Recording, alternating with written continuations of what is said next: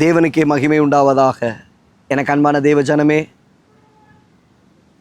கர்த்தருடைய வார்த்தைகளை கேட்கிற உங்கள் ஒவ்வொருவரையும் தேவனாகிய கர்த்தர் கிருபையாய் ஆசீர்வதித்து வழி நடத்துவாராக.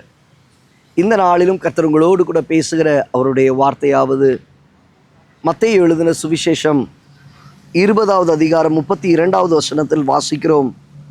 இயேசு நின்று அவர்களை தம்மிடத்தில் அழைத்து, நான் உங்களுக்கு என்ன செய்ய வேண்டும் என்று இருக்கிறீர்கள்?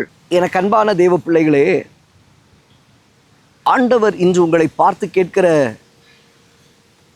வார்த்தை, நான் உங்களுக்கு என்ன செய்ய வேண்டும் என்று இருக்கிறீர்கள்? நான் உங்களுக்கு என்ன செய்ய வேண்டும் என்று இருக்கிறீர்கள்? ஆண்டவர் உங்களுக்கு ஏதோ ஒரு காரியத்தை செய்யணும்னு நீங்கள் எதிர்பார்த்துக்கிட்டே இருக்கிறீங்க.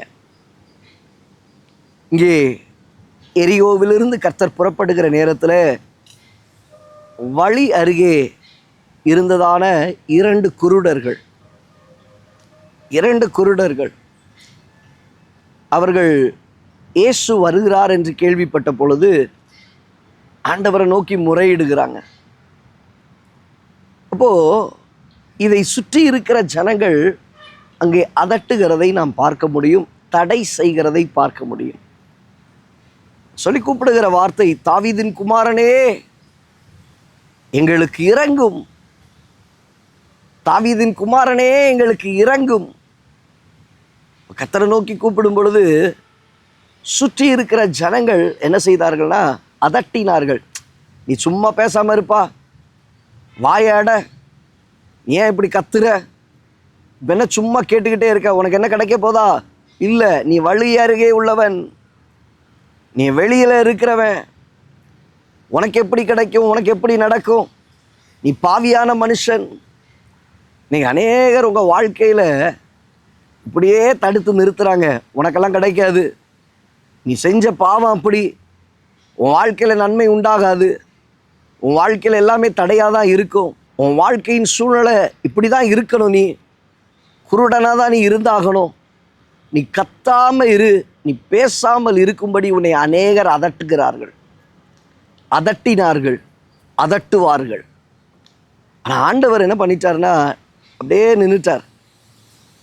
மனுஷர்கள் தடை பண்ணாலும் நீங்கள் நினைக்கக்கூடாது, கர்த்தருக்கு என் சத்தம் கேட்கலையோ, போயிட்டே இருக்கிறாரே, கூப்பிட்டு பார்த்தேன் பதில் இல்லை, இன்னும் உரத்த சத்தமாய் கூப்பிட்டு பார்த்தேன் பதில் இல்லை, பூமியின் கடையாந்தரத்திலிருந்து நோக்கி பார்த்தேன் பதில் இல்லாதது போல இருக்கே.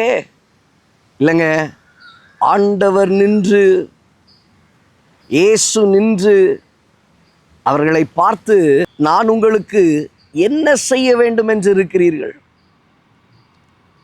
ஜனங்கள் தடுத்தார்கள், ஆண்டவர் அழைத்தார். எப்படி? ஜனங்கள் தடுத்தார்கள், தேவன் அழைத்தார்.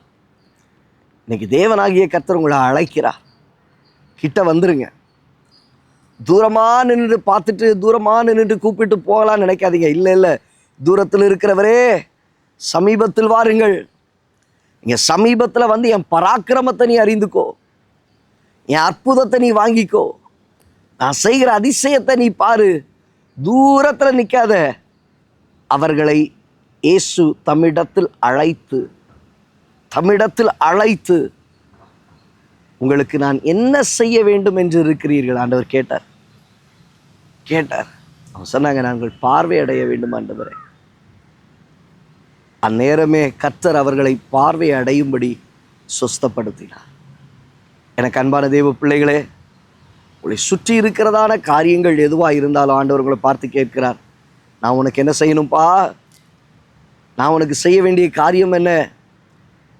அங்கே தூரத்தில் நிற்காத, நான் உன்னை அழைக்கும் போது என்கிட்ட வந்துரு, என் பக்கத்தில் வந்துரு, சமீபத்தில் வா, என் பராக்கிரமத்தை அறிந்து கொள், நான் செய்கிற அற்புதத்தை பாரு, அதிசயத்தை பாரு, உன்னை நான் தூக்கி நிறுத்துவேன், உன்னை ஆசீர்வதிப்பேன், கண்களை திறப்பேன். நீங்கள் அநேக நேரங்களில் ஜனங்கள் தடை செய்யும்போது அப்படியே உட்கார்ந்துடாதீங்க. குடும்பத்தார் தடை செய்யும்போது அப்படியே உட்கார்ந்துடாதீங்க. எழுந்து பிரயாசப்படுங்கள், எழுந்து ஓடுங்க, கர்த்தரை தேடுங்க. கர்த்தர் உங்களை பார்வையடையும்படி செய்வார். கர்த்தர் உங்கள் கண்களை திறப்பார்.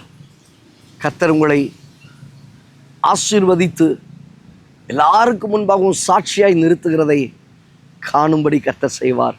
அவர் உங்களை கைவிடுவதில்லை. தேவனாகிய கர்த்தர் உங்களை கைவிடுவதில்லை. கண்களை மூடி ஜெபிக்கலாமா? நல்ல தகப்பனே, வார்த்தைகளை கேட்ட உம்முடைய பிள்ளைகளுடைய வாழ்க்கை, ஆண்டவரே, நான் உங்களுக்கு என்ன செய்ய வேண்டும் என்று இருக்கிறீர்கள் என்று கர்த்தர் நீர் ஜனங்களிடத்தில் வைக்கிற வார்த்தைகளை நாங்கள் அறிந்து கொள்ள முடியும். வழி அருகே அமர்ந்திருந்தவர்கள், அவர்களை பேசாதிருக்கும்படிக்கு தடை செய்த ஜனங்கள், ஆனாலும் கர்த்தரை நோக்கி கூப்பிட்டார்கள். ஆண்டவர் நின்று அழைத்து உங்களுக்கு என்ன செய்யப்பட வேண்டும் என்று கர்த்தர் கேட்டு அற்புதத்தை அவர்களுக்கு செய்தீரே, கண்களை திறந்தீரே. இன்றைக்கு இந்த நேரத்தில் தானே உடைய பிள்ளைகள் சமீபித்து வர என்ன செய்ய வேண்டும் என்று இருக்கிற இந்த நேரத்திலே உடைய கண்கள் பார்வை அடைய, அற்புதங்கள் நடக்க, வெளிச்சத்தை காண, வெளிச்சத்தினிடத்திற்கு வர உதவி செய்யும். இயேசுவின் நாமத்தில் பிதாவே, ஆமென். அந்த பிள்ளையே, உங்களுக்கு என்ன செய்ய வேண்டும் என்று இருக்கிறீர்கள்? என்ன செய்யணும்னு நீங்கள் நினைக்கிறீங்க? ஆண்டவர் உங்களை தம்மிடத்தில் அழைக்கிறார். உங்களை பார்வையடையும்படி கர்த்தர் செய்வார். தம்முடைய மகிமையை வெளிப்பட பண்ணுவார். கர்த்தர் உங்களை ஆசீர்வதிப்பார். God bless you. God bless you.